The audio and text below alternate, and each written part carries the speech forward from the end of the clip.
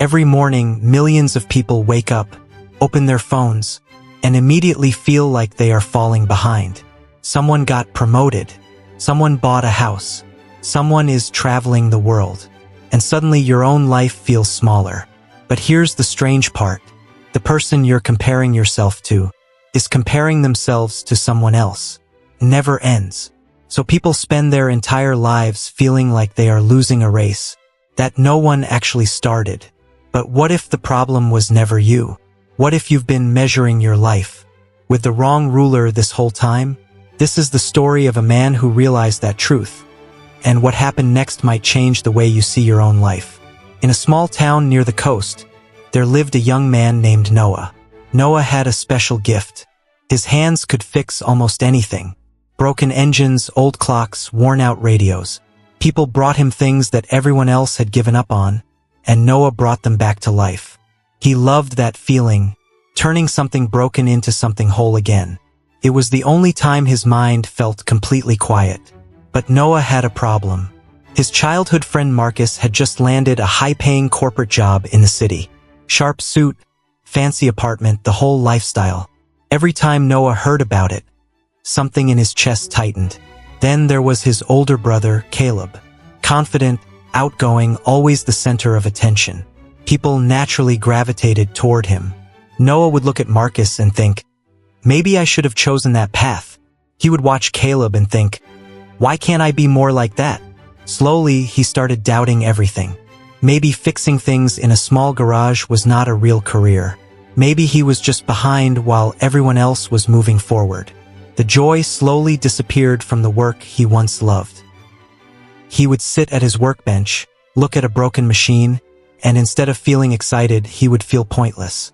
One afternoon, an older man named Mr. Cole walked into the garage carrying a vintage watch. Mr. Cole was well known around town. Quiet, sharp, and observant. The kind of man who had seen enough of life to stop being impressed by most of it. He sat down while Noah worked and watched silently. Then he said something unexpected. You don't look like someone who enjoys what he's doing. Noah kept his eyes on the watch. I'm fine, Mr. Cole replied calmly. I didn't ask if you were fine. I said you don't look like you enjoy it. Noah slowly put the watch down. For some reason, maybe because Mr. Cole had no reason to judge him, Noah told him everything. Marcus, Caleb, the feeling of falling behind while everyone else moved ahead. Mr. Cole listened quietly. Then he stood up and said, Come outside. I want to show you something. Behind the garage was a narrow alley that opened into a small courtyard. Plants were growing along the walls, wild and unplanned. Mr. Cole pointed to a vine climbing quickly up a stone wall. That vine grew 3 feet last month, he said. Then he pointed to a small bonsai tree sitting in a clay pot, perfectly shaped, every branch carefully formed. That bonsai has been growing for 11 years, Mr. Cole said, and it is still only this tall. He turned to Noah. Which one is doing it wrong? Noah looked at both plants carefully. Neither, he said. They are just different.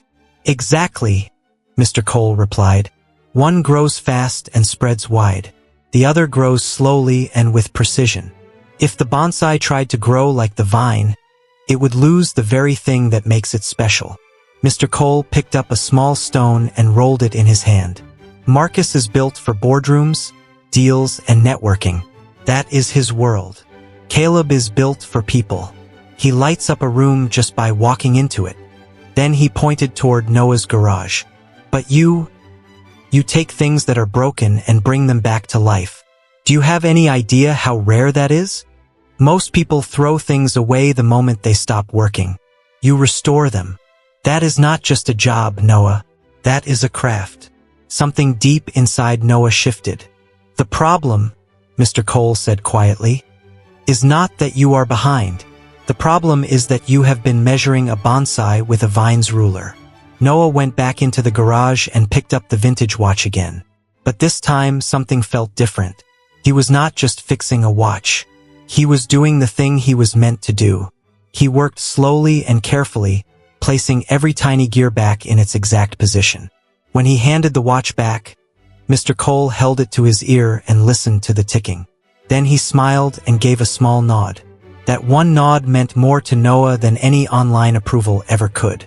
Over the next few years, Noah stopped looking sideways. He focused on his own path. He sharpened his skills, took on harder work, built a reputation that spread quietly, not through advertisements, not through followers, through results. People started driving from other towns just to bring their broken things to him. Everyone said the same thing.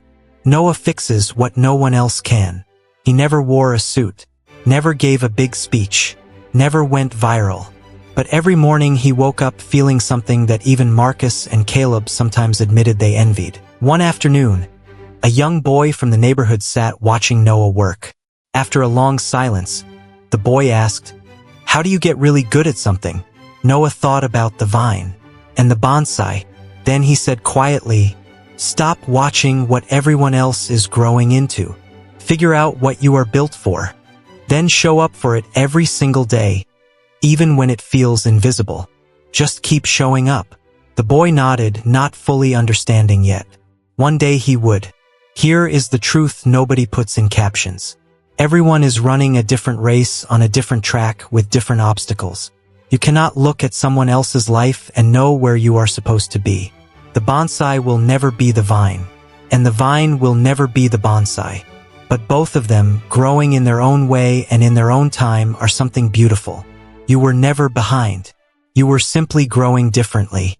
Find what you are built for. Grow in that direction. That is where your version of greatness lies. If you believe this story carries a message worth sharing, please like this video, share it with others, and subscribe to our channel for more inspiring stories. I'll be back soon with another powerful life lesson.